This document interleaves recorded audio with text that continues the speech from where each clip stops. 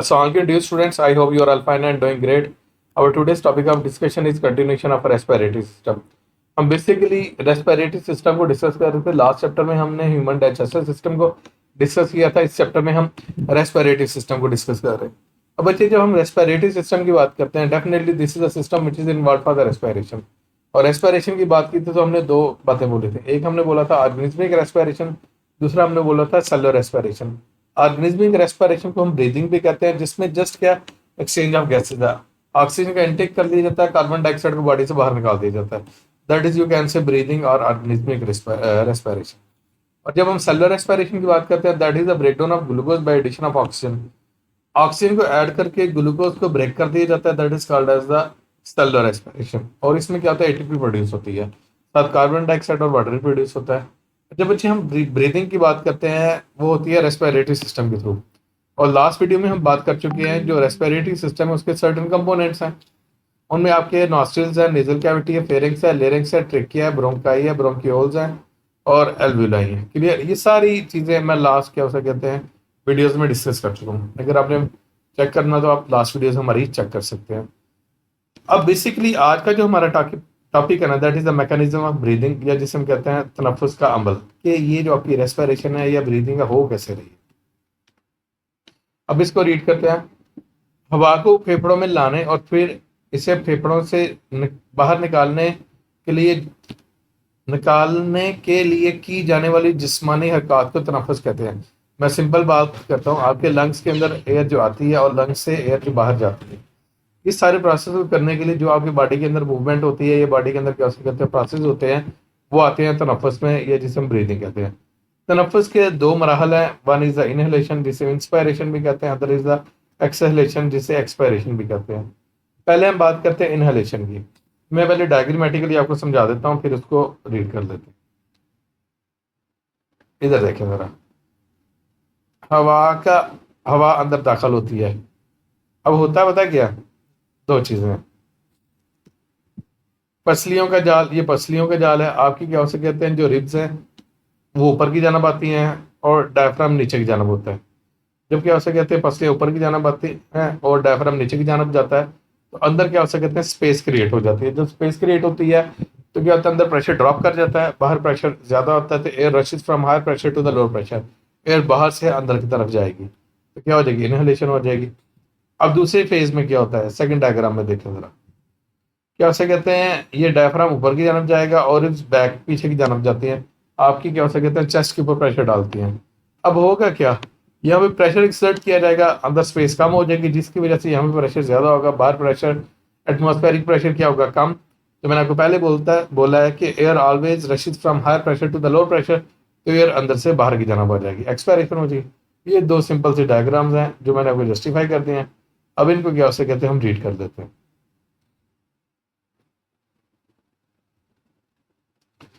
हवा को फेफड़ों में ले जाना इनहेलेशन कहते हैं। जो एयर को हम क्या से कहते हैं लंग्स के अंदर लेके जाते हैं, that is called as the inhalation. Clear? इसके दौरान मदरजा झैल अवामल होते हैं, ये वाले प्रोसेस होते हैं। अब कौन से प्रोसेस होते हैं देखते हैं।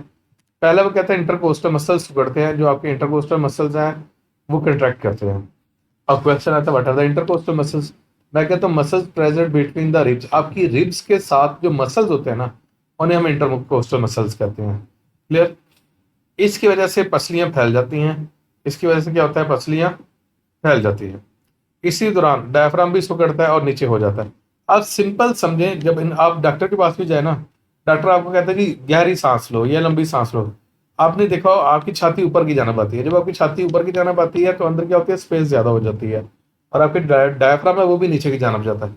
और डायफ्राम को लास्ट वीडियो मैंने एक्सप्लेन कर दिया था, thick muscular sheet present below the lungs which separates the thoracic cavity from abdominal cavity. Thick muscular sheet होती है जो लंग्स से नीचे होती है, और ये सेपरेट कर देती है किसको, थोरेसिक कैविटी को, किससे, एब्डोमिनल कैविटी से। क्लियर? एनीवेज, इनहेलेशन के दौरान क्या होगा, आपकी रिब्स ऊपर की जानब आएगी, डायफ्राम आपका नीचे की जानब होगा। अल्टीमेटली क्या होगा, आपके रिब केज में या आपकी थोरेसिक कैविटी में स्पेस ज्यादा होगी। जब स्पेस ज्यादा होगी, अंदर प्रेशर क्या कर जाएगा, ड्रॉप कर जाएगा, तो बाहर एटमॉस्फेरिक प्रेशर क्या होगा, ज्यादा होगा। As you know, air always move from higher pressure to the lower pressure, तो एयर अंदर की जानब रशिंग करेगी, इनहेलेशन हो जाएगी, एक्सपायरेशन हो जाएगी। इन दोनों सकड़ाओं की वजह से सीने के खला का हुजम बढ़ जाता है। ओके, इससे फेफड़ों के अंदर हवा का दबाव कम हो जाता है और बाहर की हवा फेफड़ों में दाखिल होती है और इस वजह से एयर क्या आ जाती है, लंग्स के अंदर आ जाती है।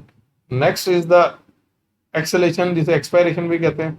हवा को फेफड़ों से निकालना एक्सेलेशन कहलाता है। एयर को जो आपके लंग से बाहर भेजा जाता है उसे हम क्या नाम देते हैं, एक्सेलेशन कहते हैं। अच्छा, इसके दौरान दर्जा झैल अवामल होते हैं। अब कौन कौन से प्रोसेस होते हैं देखते हैं। इंटरकोस्टल मसल्स फैलते हैं, वो क्या रिलैक्स करते हैं।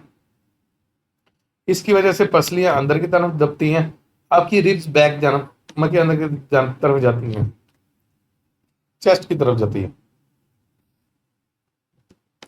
इस दौरान डायफ्राम भी फैलता है, जो आपका डायफ्राम है वो भी फैलेगा और ऊपर हो जाता है। जो मैं आपको डायग्राम पहले शो की है, यहाँ पे देखें जरा एक्सेलेशन के दौरान। ये देखें आपकी जो रिब्स हैं बैक जा रही हैं और डायफ्राम ऊपर की जाना आ रहा है। अल्टीमेटली यहाँ पे क्या हो रहा है, आपके इस थोरेसिक कैविटी में स्पेस कम हो रही है। जब यहाँ पे स्पेस कम हो रही है तो लंग्स के ऊपर क्या डाला जा रहा है, प्रेशर डाला जा रहा है। तो यहाँ पे प्रेशर क्या हो जाएगा, हाई हो जाएगा, बाहर प्रेशर क्या होगा, कम। तो अल्टीमेटली क्या हो जाएगी, air will be pushed out of the body. इन दो हरकत की वजह से सीने के खला का हजम कम हो जाता है, जारी बात स्पेस कम हो जाती है। इससे सीने के अंदर का दबाव बढ़ जाता है और सीने की हवा बाहर निकल जाती है। तो सिंपल आप एक्सपायरेशन। अच्छा, मैं आपको एक सिंपल सा टोटका बता, और ये शॉर्ट क्वेश्चन आएगा, differentiate between acceleration and inhalation या इंस्पायरेशन एंड एक्सपायरेशन। उर्दू में बोलूँ तो क्या उसे कहते हैं, इंस्पायरेशन और एक्सपायरेशन के दरमियान फ़र्क बयान करें। तो ये शॉर्ट क्वेश्चन होगा, तो इसको देख लीजिएगा। अब मैं दोबारा डायग्रामेटिकली लास्ट टाइम बोल रहा हूँ, समझ लीजिएगा। इनहेलेशन के दौरान क्या होगा, आपकी रिब्स बाहर की जानब आएंगी, डायफ्राम नीचे की जानब आएगा। तो क्या होगा, यहाँ पर स्पेस ज़्यादा होगी जिसकी वजह से यहाँ पर प्रेशर कम होता है, तो बाहर प्रेशर ज़्यादा होता है एयर का, तो एयर बाहर की से अंदर की जानब रशिंग करती है। ये होगी inhalation. While talking about the acceleration, आपकी रिब्स बैक चेस्ट की तरफ मूव करते हैं, डायफ्राम भी ऊपर की जानब मूव करता है, यहाँ पर स्पेस कम हो जाएगी, pressure will be exerted on the lungs, lungs के ऊपर प्रेशर डाल दिया जाएगा। और क्या उसे कहते हैं, अब जब क्या उस पर प्रेशर डाल दिया जाएगा, यहाँ पे स्पेस कम हो जाएगी। अब यहाँ पे आपके लंग्स के अंदर प्रेशर क्या है, ज़्यादा है, बाहर एयर का प्रेशर क्या है, कम। एयर ज़्यादा प्रेशर से कम प्रेशर की तरफ जाती है, सिंपल, ये याद कर लीजिएगा। तो आपकी चीज़ें आसान हो जाएंगी, शॉर्ट क्वेश्चन आपका रेडी हो जाएगा। नेक्स्ट है रेट ऑफ ब्रीदिंग, तनफ्फुस की रफ्तार या शरह। एनीवेज, इंसान में नॉर्मल हालात यानी आम यानी आराम के वक्त सांस लेने के तनफ्फुस की रफ्तार 16 से 20 मरतबा फी मिनट। एक मिनट में आप 16 to 20 मिनट्स क्या उसमें सांस लेते हैं, 16 से 20 दफ़ा सांस लेते हैं नॉर्मली। मुशक्कत या मेहनत सख्त काम के दौरान मसल ज़्यादा रफ्तार से सेलुलर रेस्पिरेशन करते हैं, इसके नतीजे में ज़्यादा कार्बन डाइऑक्साइड बनती है। अल्टीमेटली क्या होता है, कार्बन डाइऑक्साइड ज़्यादा बनती है। दिमाग में मौजूद रेस्पिरेटरी सेंटर खून में कार्बन डाइऑक्साइड की ज़्यादा मकदार को महसूस करते हैं। बेसिकली पता क्या होता है, अगर आपकी बॉडी के अंदर कार्बन डाइऑक्साइड ज़्यादा प्रोड्यूस हो रही है ना, रेस्पिरेशन ज़्यादा हो रही है, तो कार्बन डाइऑक्साइड ज़्यादा हो जाएगी और आपके ब्रेन के जो सेल्स है ना, वो कार्बन डाइऑक्साइड के लेवल को क्या कर लेते हैं, सेंस कर लेते हैं। और ये रिब्स के मसल डायफ्राम को तेज़ रफ्तार से पैगाम भेजते हैं। अल्टीमेटली वो आपके डायफ्राम को और रिब्स के मसल को भेजेंगे ताकि वो ज़्यादा इंस्पायरेशन कर सके और गैस एक्सचेंज इफेक्टिवली हो सके, ईजिली हो सके, और ज़्यादा ऑक्सीजन ली जा सके और ज़्यादा कार्बन डाइऑक्साइड को बॉडी से बाहर निकाला जा सके। इन मसल्स के सिकुड़ने और फैलने की रफ्तार बढ़ जाती है।